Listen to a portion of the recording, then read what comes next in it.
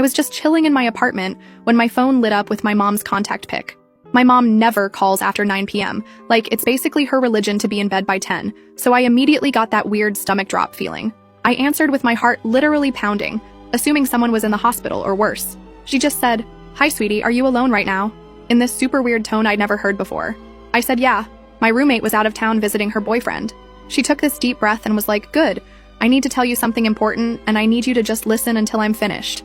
Y'all, I swear my life flashed before my eyes. Was she sick? Was my dad sick? Were they getting divorced after 35 years? My parents have always been like the stable couple everyone else compares themselves to, so this would be wild. She told me to sit down, and I remember grabbing my fuzzy blanket and curling up on the couch, feeling like I was 8 years old again, waiting to be punished for something. Then she started talking about Elizabeth. For context, Elizabeth is my mom's sister who I've literally never met. Like, ever. She lives across the country, and they had some huge falling out before I was born. Growing up, Elizabeth was basically just this name that would come up occasionally, usually when my mom had too much wine at Christmas and would get teary-eyed looking at old photos.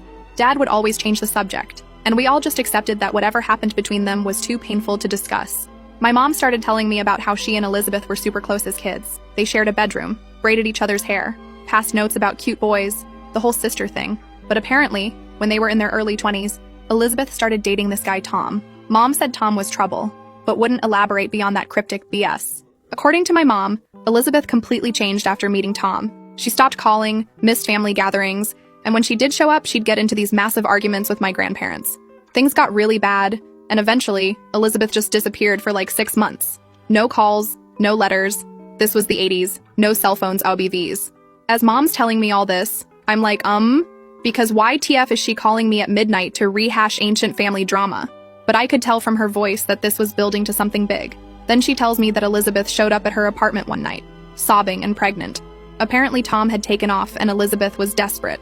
My mom took her in, helped her through the pregnancy, and was even in the delivery room when Elizabeth had a baby girl. At this point, I'm still confused AF about why I'm hearing this now at midnight, but I let her continue. Mom said that after the baby was born, Elizabeth struggled hard. Like, couldn't get out of bed to feed the baby, struggled. My mom stepped in, taking care of the baby while working full-time and trying to help Elizabeth get better. 3 months in, Elizabeth seemingly recovered overnight. She told my mom she'd found a great job opportunity in California and was taking the baby to start fresh. My mom was relieved but suspicious. She helped Elizabeth pack, bought her a bus ticket, and gave her all the cash she could spare. The night before Elizabeth was supposed to leave, my mom came home from work to find a note on the kitchen table. Just a note saying, "I can't do this. She deserves better. Please forgive me someday." I remember being literally frozen on my couch at this point, because I could feel where this was going, but my brain was refusing to connect the dots. Mom said she panicked, called the police. But technically, Elizabeth hadn't done anything wrong by leaving her own child. My mom was listed as next of kin, so she became the baby's legal guardian while they searched for Elizabeth. Weeks turned into months. My mom fell in love with the baby girl. When Elizabeth was finally located in California, she signed away her parental rights.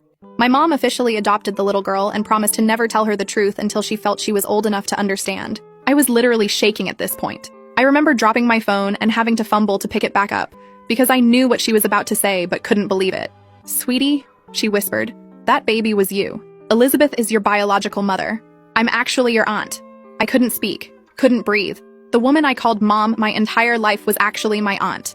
The mysterious sister I'd never met was my biological mother, and she had abandoned me. Mom, I don't even know what to call her now, started crying, saying she'd wanted to tell me for years, but never found the right time. She said Elizabeth had reached out to her last week, asking if they could reconnect after all these years, and she felt I deserved to know the truth before that happened. I hung up without saying goodbye.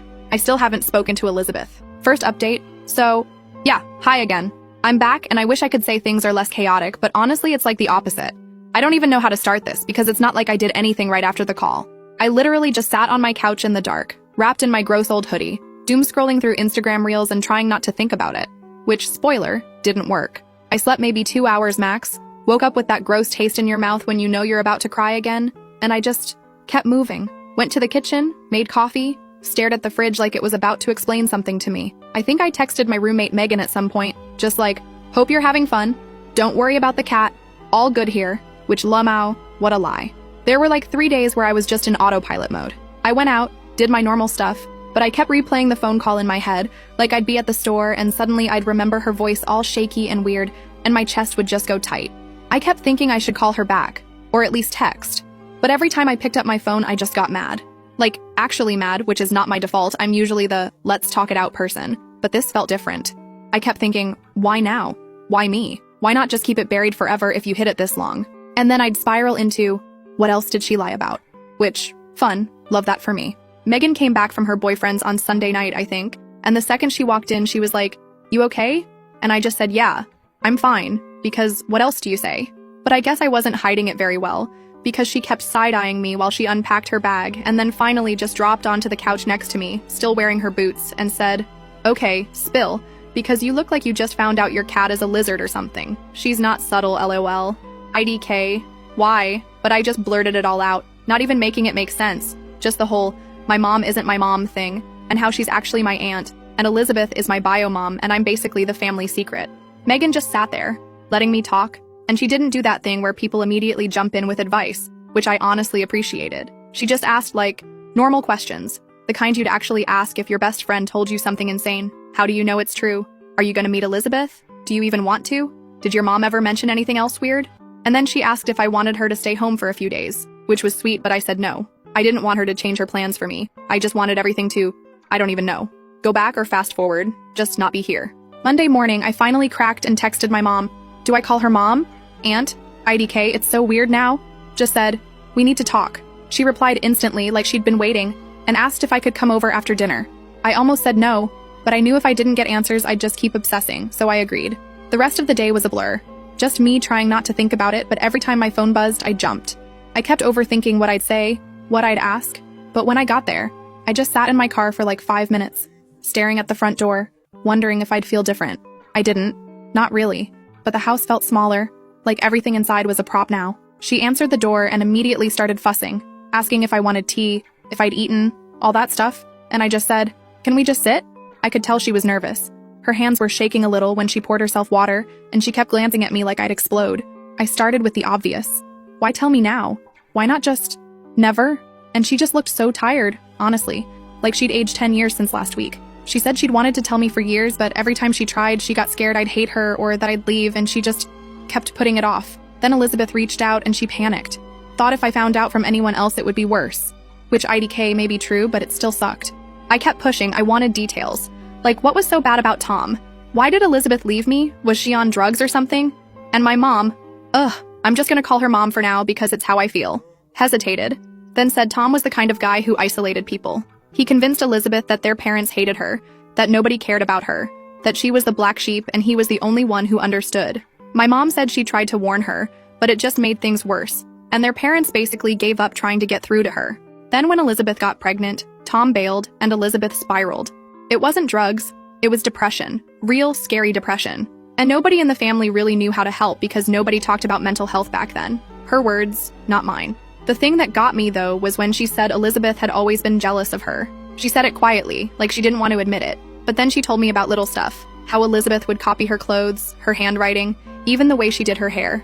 Apparently their mom, my grandma, I guess, always compared them. Told Elizabeth she should be more like her perfect big sister. So when my mom took me in, Elizabeth saw it as her losing again. Like she was failing at life, and my mom was winning by default.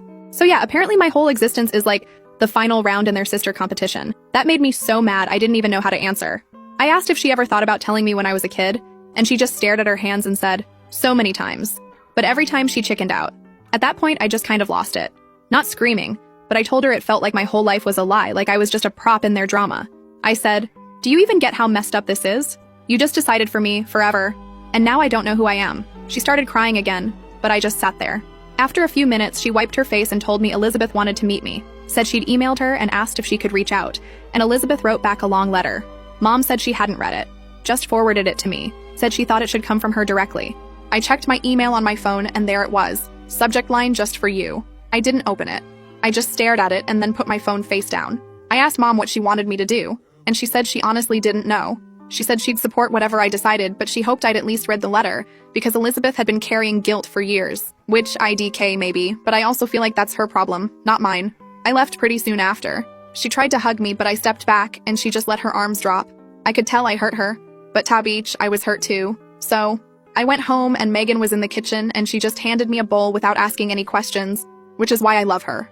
We ate in silence, just scrolling through our phones, and for a few minutes it almost felt normal. The next morning, I woke up to like 6 texts from my mom, just checking in, asking if I was okay, telling me she loved me. I spent the whole day at the park just walking for hours, listening to random playlists and trying not to think. At one point, I saw a mom with a little girl and I almost laughed because it felt so fake, like, how do people just go on like nothing happens? Megan kept asking if I'd read the email and I kept saying no. But finally, after 3 days, I caved. I waited until she was out, poured a huge mug of tea, sat on the floor with my laptop, and opened it. The letter was long and clumsy. Elizabeth wrote about how sorry she was, how she wished things were different, how she thought giving me up was the right thing, how she was scared of being her mom, how she watched my mom raise me from a distance sometimes, which, ngel, made my skin crawl a little, like, what does that even mean? Was she stalking me, or just, like, checking in with family? She said she was in therapy now, that she'd spent years rebuilding her life, and that she wanted to meet me if I was willing, but understood if I didn't. Here's the thing that really pissed me off, though. She kept saying, I hope you can forgive me, but never really explained why. Like, she talked about being scared, about Tom being awful, but she never said, I left because of this specific thing. Just a lot of vague stuff about not being ready, feeling lost, being overwhelmed. And then she ended it with, I love you in my own way. What does that even mean? My own way? Like, passively, from a distance? IDK. I told Megan everything, and she just nodded and said, yeah, that's a lot. She asked if I wanted to reply, and I honestly didn't know. Part of me wanted to send back a whole essay about how she doesn't get to just drop in now that I'm an adult and expect me to be grateful. Another part of me just wanted to block her and move on. But the more I thought about it, the more I realized I needed to at least see her. Not for her, for me. I just needed answers. I needed to see her face, hear her voice, ask her all the stuff nobody else could answer. So I sent a short reply. Just said, I got your letter. I have questions. I'll meet you, but I'm not promising anything. She replied within an hour, which freaked me out a little because I hadn't expected her to be so ready. She suggested we meet at a coffee place downtown, middle of the day, public, neutral. I agreed, but I told her I wasn't coming alone. Megan offered to come, just to sit nearby, and I said yes. I told my mom I was going to meet Elizabeth, and she freaked out. Not yelling, but clearly upset. She kept saying, are you sure? You don't have to do this. She's not who you think. She started going on about how Elizabeth always makes things about herself, how she twists the story, how she's still unstable, and I just snapped. I told her I'm not a kid. I can handle myself, and I need to do this for me, not anyone else. She got quiet, then said, just promise you'll be careful. I said okay, but I could tell she didn't believe me. So now it's, I don't even know. I'm sitting here with my phone blowing up. Everyone acting like I'm about to walk into a minefield, and maybe I am. But I can't just not know. I can't go my whole life with this question hanging over me. Megan keeps saying she's proud of me for facing it head on. But honestly, I just feel tired. Like, permanently tired. The meeting is tomorrow. I don't know what I'm gonna say. I don't know what Elizabeth is gonna look like, or if I'll even recognize anything of myself in her. I keep thinking about all the family photos that never had her in them, all the holidays where I wondered about the empty seat, and now I'm about to fill it, or at least see who was supposed to sit there. So yeah, that's where I'm at right now. I'll update when it's over, but for now, just wish me luck, I guess. If you've been through anything even remotely similar, I'd love to hear how you handled it because honestly, I feel like I'm winging it and everyone else has a script I never got. Second update. Okay, so I promised an update and now I'm sitting here eating dry cereal out of a coffee mug at 2 a.m. because I can't sleep and my brain is running like a broken washing machine. I guess this is what y'all wanted, right? NGL, I'm still processing and I kinda wish I could just shut it off, but nope. My head is just full of random flashes and everything everyone said and what I said and what I should have said, you know? Anyway, here's the story. Because wow, it got messier than I thought possible. So, the meeting, I decided to go alone after all. I'm not gonna lie, I almost bailed like 4 different times. I spent the whole morning pacing around the apartment, changing shirts, putting on makeup, taking it off, putting it back on, standing in front of the mirror like, do I look like her? Like, would I even recognize her if she was just someone in line at the store? Megan was a saint. She just let me rant and even let me borrow her headphones so I could put on some music and drown out my thoughts for a bit. She made me eat a banana so I wouldn't get hangry, and then made me promise to text her if I needed an excuse to leave. She even offered to fake a plumbing emergency, which honestly is roommate of the year material.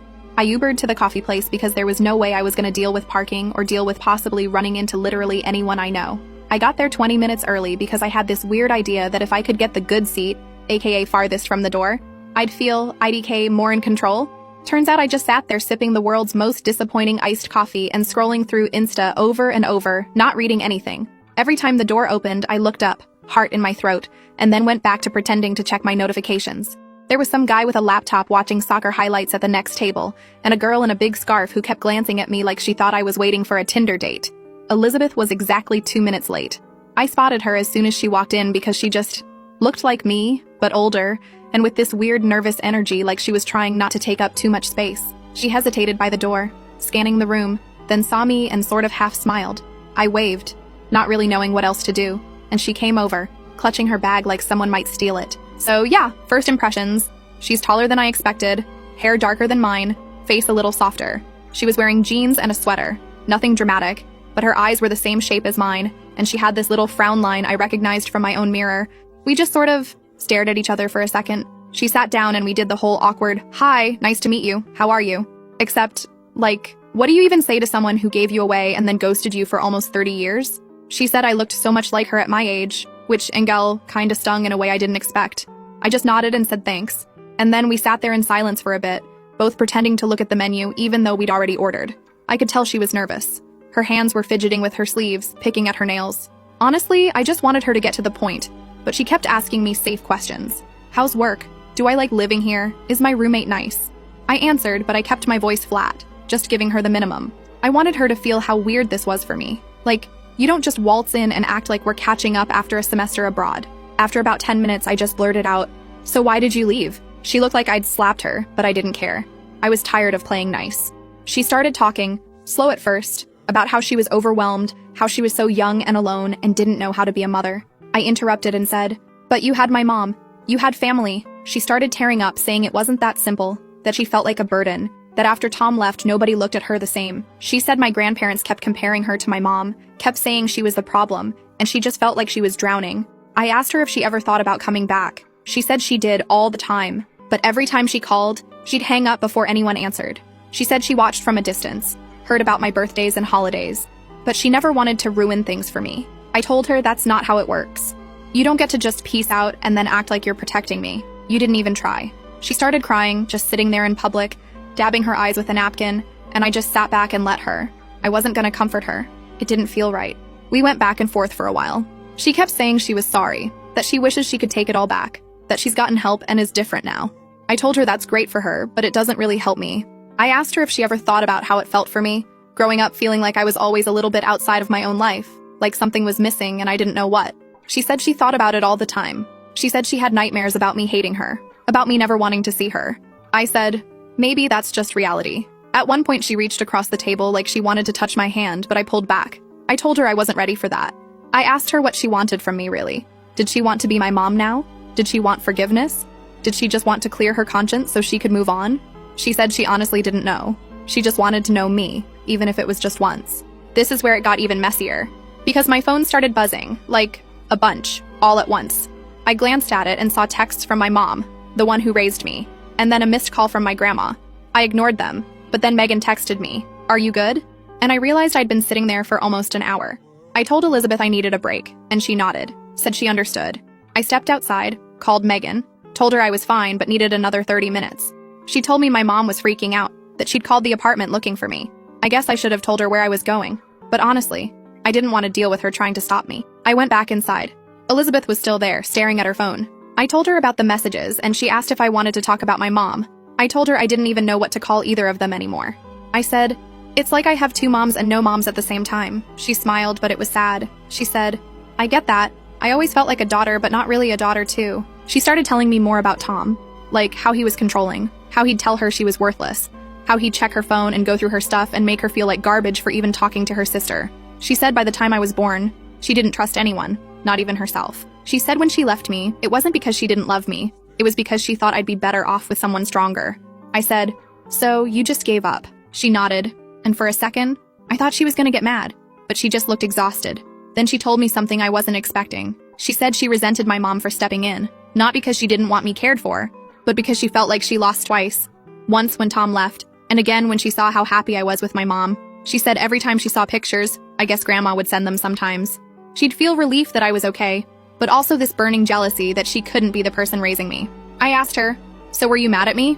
Did you hate me for being happy?" She said she never hated me, but sometimes she hated herself for not being enough. At this point, I don't know. I couldn't tell if I felt sorry for her or if I was just angry all over again. We were both just sitting there, staring at our drinks, not talking. The coffee shop started to get busier, and I noticed a couple people glancing at us, probably wondering what our deal was. I didn't care. Then, because life loves drama, my phone rang again, and this time it was my grandma. I picked up just to stop the buzzing, and she immediately started asking if I was okay, if I was safe, if I needed a ride home. I told her I was fine, that I was with Elizabeth, and she just sighed and said, "You know how your mother gets." I said, "Which one?" And she went quiet. Then she said, "Just come for dinner tonight if you can. We all need to talk." I told her I'd think about it. Hung up, told Elizabeth about the dinner invite. She looked nervous, said she hadn't seen her parents in years, not since she signed the papers. She asked if I wanted her to come. I said I didn't know, but maybe it was time for everyone to stop hiding. The last half hour was a blur. We talked about stupid stuff. Favorite movies, music, foods we hate. She laughed when I said I still can't eat Brussels sprouts, said it was genetic. I could see little pieces of myself in her, which was honestly the weirdest part of all. At the end, we just kind of sat there, neither of us wanting to leave first. She finally stood up, slung her bag over her shoulder, and said she hoped I'd call her again. I said I'd think about it. She nodded, then just walked out. No hug, no tears, just gone. When I got home, my mom was waiting in the kitchen. I could tell she'd been crying. Her eyes were red and her nose was all puffy. She just looked at me, waiting.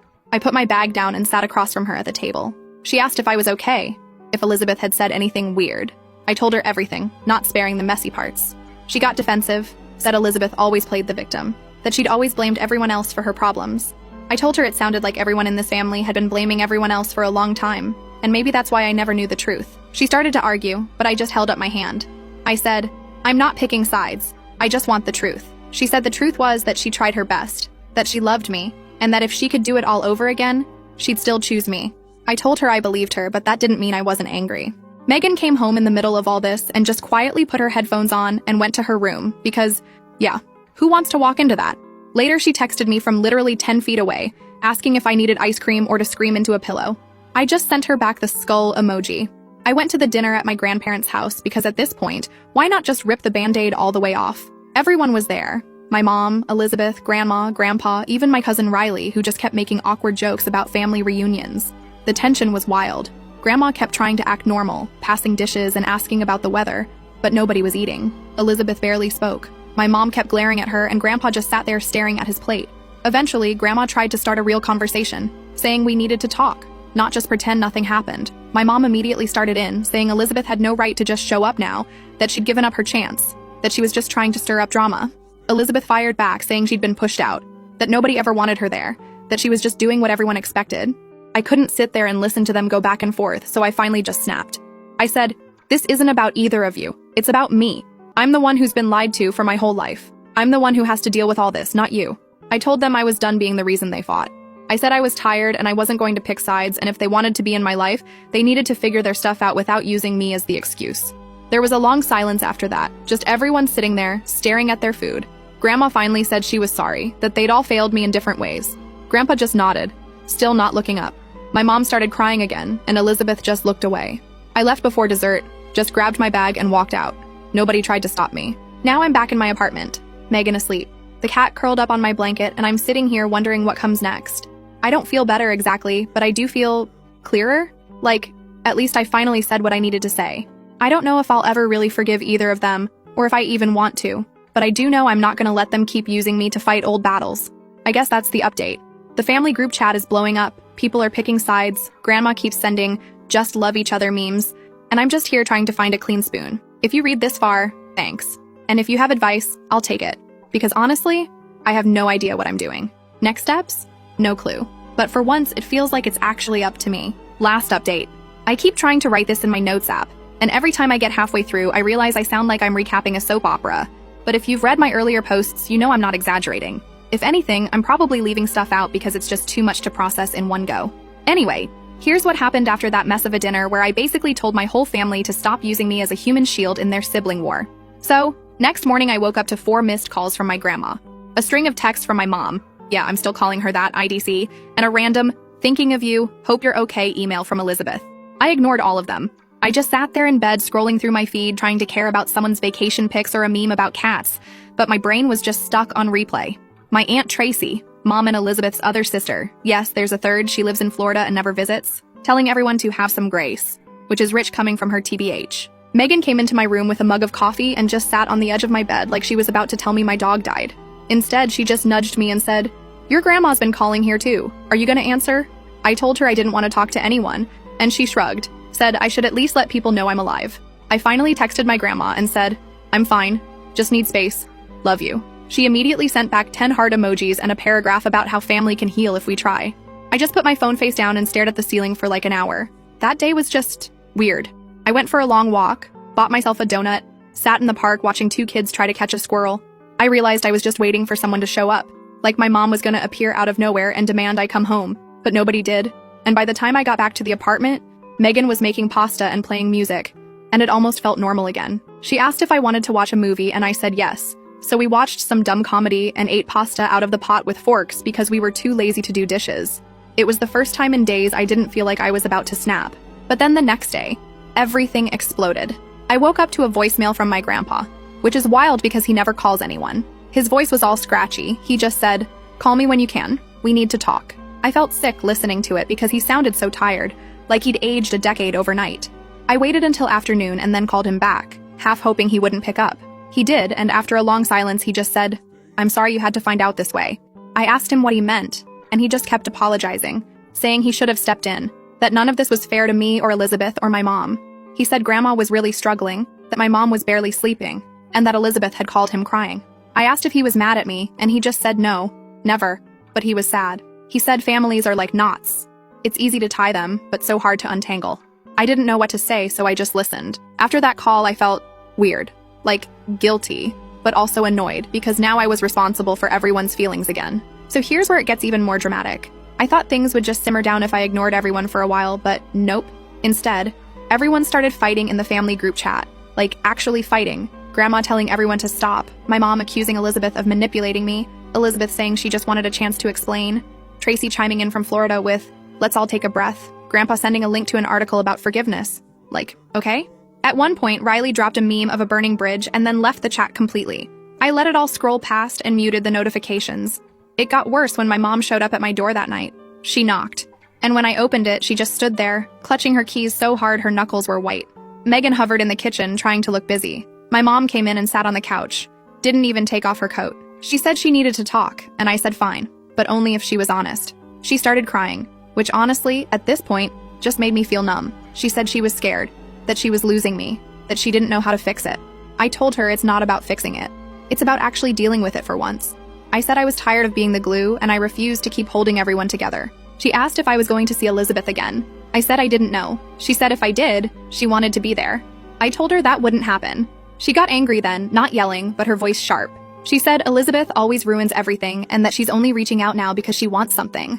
I asked her what that even meant, and she just shook her head, said I didn't understand that Elizabeth was always like this, making everything about her, needing attention, never satisfied.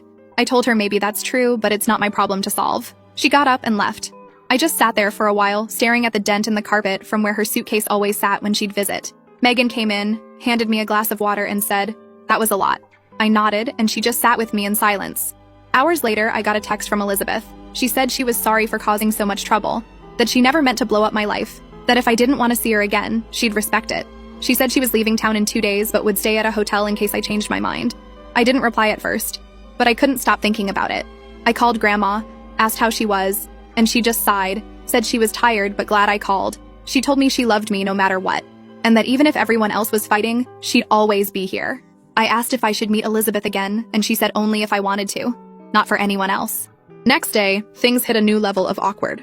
I went to get groceries and ran into Riley in the parking lot. He gave me this huge hug, said he was sorry for the memes, that he didn't know what else to do. He said the family was losing it, that Grandma was crying, Grandpa was barely talking, and Tracy kept texting him. Recipes like that was gonna fix anything. He asked if I was okay, and I said, honestly, I didn't know. He said he'd back me up, whatever I decided. We ended up just standing there, leaning on my car, talking about literally anything else. When I got home, there were 3 missed calls from my mom, which I ignored. That night, I decided to see Elizabeth one last time. Not for her or for my mom, but because I needed to know if there was anything else, anything left unsaid. I texted Megan, told her where I was going, set up my phone to share my location, safety first. I Ubered to the hotel, which was this sad little place near the highway, and waited in the lobby until she came down. She looked tired, older than before, like all the family drama had taken something out of her. We sat in the little lounge area, and she asked if I wanted coffee. I just shook my head. I told her I had questions and I wanted real answers, not just, I didn't know what to do or I was scared. She nodded, said she understood. So I asked her, point blank, why come back now? Why not 20 years ago? Why not when I graduated or when Grandma got sick or literally any other time? She took a long time to answer. She said she'd tried more than once. But every time she reached out, my mom shut her down. She said Mom would say I wasn't ready, or that it would ruin my life, or that I was better off not knowing. She said she believed her for a long time, but then she realized she was just scared.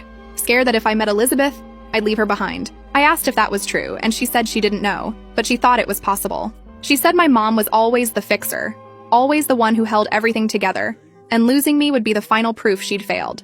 I asked her what she wanted from me. She said she didn't want money, or forgiveness, or a relationship if I didn't want it. She just wanted to know me, to see who I'd become, to have a chance to say sorry to my face. She said she knew it was selfish, but after all these years, she couldn't let it go anymore. I told her I didn't know if I could ever forgive her, but I appreciated her honesty. She nodded, said she'd take what she could get. She asked if I wanted to stay in touch, and I said maybe, but it would have to be on my terms. She agreed, didn't push. We sat there for a while, just talking about nothing. My favorite shows, her cat, the best pizza in the city. When I got up to leave, she stood too. And for a second I thought she might try to hug me, but she just put her hand on my shoulder and said, "Take care of yourself." When I got home, my mom was waiting outside the building. She asked if I'd seen Elizabeth, and I said yes. She asked if I was going to see her again, and I said I didn't know. She started crying, saying she was scared, that she'd lose me. I told her she wouldn't, but things had to change. I wasn't going to pick sides or be the family peacemaker anymore. I told her I loved her, but I needed boundaries, and if she couldn't respect that, I'd have to take a break from her too. She wiped her eyes and said she'd try. I told her that was all I wanted. The next week, things just shifted. Grandma invited me over for dinner, just me and Grandpa. She made my favorite casserole, and we sat around talking about nothing in particular. Grandpa gave me an old photo album and said, "This is your story too." I flipped through pictures of birthdays and old Halloween costumes, and for once, it didn't feel like something was missing. Megan's been a rock through all this. She bought new bath towels because she said, fresh start energy, and keeps reminding me to eat something green at least once a week. I don't have a big lesson to share, or some neat ending where everyone hugs and makes up. My family is still a mess, people are still mad, and I'm still figuring it out. But for the first time, I feel like I actually get to decide what happens next. I'm not anyone's secret or pawn anymore, and I'm not gonna let old drama define me. So that's it. If you made it this far, thanks for caring about a random internet stranger's family drama. If you're going through something similar, I wouldn't wish it on anyone, but you're not alone. Sometimes the only thing you can do is just keep going. And maybe, eventually, things will settle, even if they never totally make sense. Anyway, I'm off to eat leftover pasta and ignore the group chat for at least another 12 hours. Thanks for listening.